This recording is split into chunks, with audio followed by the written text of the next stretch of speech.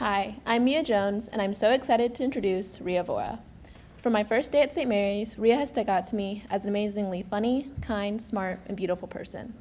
I first knew her as the girl that watched every episode of Riverdale Season 2 with me in the breezeway every Thursday, and now I know her as a great friend who's always willing to help me out. I know she has an amazing speech for y'all, so please welcome the purple-haired queen, Rhea Vohra.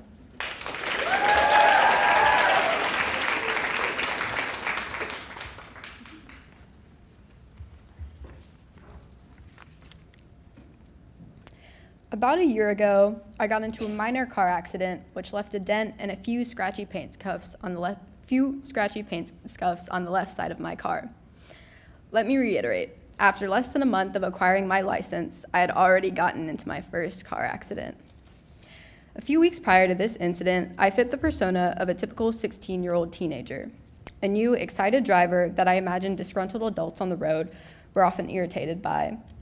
My brother once mentioned the feeling of freedom that accompanies driving a car by yourself, which I relished during those first couple of weeks. One morning, I planned to go to Ugly Mug before school began. It was early October, and the morning remained as dark and gloomy as the previous night. Nevertheless, I embarked on my half-an-hour journey to the coffee shop. Most of the streets that I passed were empty, and with no traffic to concentrate on, I drove with a carefree mind. I stopped at the clear red signal, looked left, then up front, and made a quick right turn. Seconds later, I heard a disheartening sound and realized my careless mistake.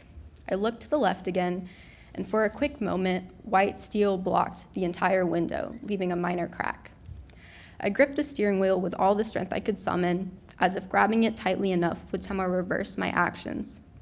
As I pulled over to the side, sweaty hands loosening my grip over the wheel, my heartbeat thumped in my chest to the point where I felt the quickening beat in my throat. I attempted to get out of the car, but my knees wobbled from side to side as if my body had surrendered the use of my legs without my permission. Even so, I stood up, forcing my legs to bear my weight again. I thought back to my brother's words and that feeling of independence that one feels when driving a car by herself. He was wrong. In that moment, when solitude surrounded me, as I stood there on the sidewalk of a quiet side street in Memphis, I experienced a true bittersweet feeling of independence for the first time.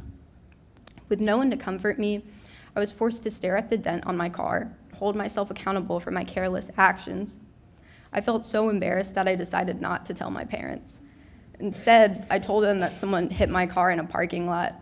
I actually only confessed the truth about a month ago.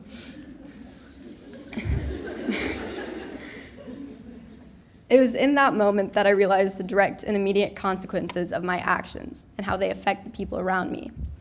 Now when I drive, I've become more cautious, maybe even a little too cautious. And those paint scuffs on the side of my car remain a lingering reminder of my past actions and a recognition of fault. Someone once aptly stated, "In the end, we are nothing more than an amalgamation of our actions, and that's ultimately what defines us." As I recall the most memorable actions of my life, I realized that along with those successes, there have been countless mistakes accompanying them. Getting to a car accident is the biggest oversight I've made because it could have potentially injured someone. I'm fully aware that I will continue to make regrettable decisions in the future, but in the end, I hope for the sum total of my actions to be good. Therefore, as I grow and become more independent, I know this to be true. Our admission of failures is not fault or weakness, but rather recognition of strength and growth. Thank you.